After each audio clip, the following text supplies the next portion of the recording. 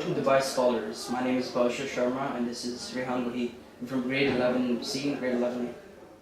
Now today we're here to present something that we believe is destined to be the future for cancer patients in, I'm assuming, the next 10 years. Now let's begin on what this project exactly is. We have here a wearable device that prevents accelerated symptoms of cancer for people who are already induced with it and those who want to prevent themselves from being exposed to excess symptoms that can cause cancer. So we have many sensors on this that we will go into further depth later on. And what it does is essentially, in this world where there's global warming and a lot of pollution, there's increased exposure through ultraviolet radiation, carbon dioxide emissions, and all these things that can lead to cancer. So to prevent that, we've embedded devices into this machine, or you can call it, that prevent people from being exposed to these kind of dangers. For one, we have an ultraviolet sensor that once it reaches safe limits, basically beeps and warns you about your increased exposure. And then we also have a heart rate sensor that does the same thing.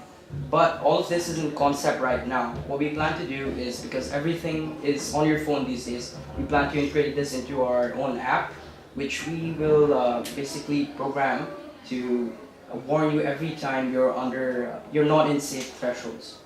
Okay, so basically some of the thresholds we will speak about. For example, if you have an overexposure to UV radiation, you can risk skin cancer, which is a very common cancer for children nowadays. So if it reaches the threshold, which is 881, a variable notification will be sent to your phone, which will notify you that it's unsafe condition and you should probably go inside or take cover.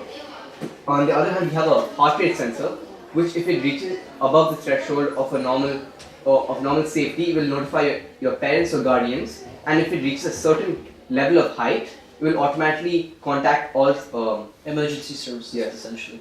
Here we have a graph displaying the heart rate and the safe thresholds are set. Obviously I don't have cancer luckily, so it's on the safe threshold this time. Lastly, for cancer patients, what would be the benefit for them?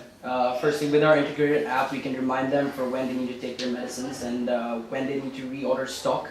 And essentially, again, when they're in unsafe conditions or that they're at risk of a heart failure or something, we can obviously warn emergency services and contact them to bring help immediately.